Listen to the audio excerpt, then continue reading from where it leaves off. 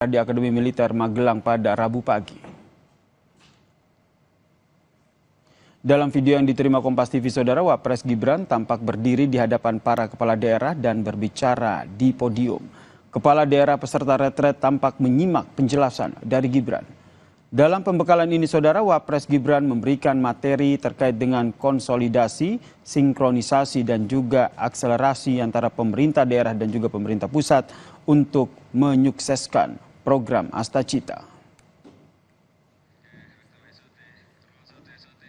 Beliau sampaikan tadi titip untuk mengawal program Presiden, dan beliau sampaikan jangan ada yang absen ketika arahan Presiden.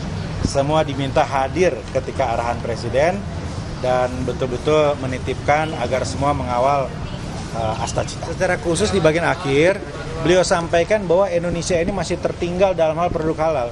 Nomor 1 itu Cina. Kita itu kalau nggak salah nomor 8 begitu ya. Kebetulan ada Babe Haikal tadi di sana. Ya nomor 1 Tiongkok ya. Kita itu angkanya jauh tertinggal ya dibanding yang lain. Nah, karena itu beliau meminta atensi khusus para kepala daerah untuk mendorong produk-produk halal. Usai memberikan pembekalan kepala daerah di Kompleks Akmil Magelang, Wakil Presiden Gibran Rakabuming Raka meninjau program cek kesehatan gratis di Puskesmas Magelang Selatan. Gibran meninjau fasilitas yang ada di puskesmas tersebut, mulai dari pendaftaran hingga ke klinik puskesmas, Saudara.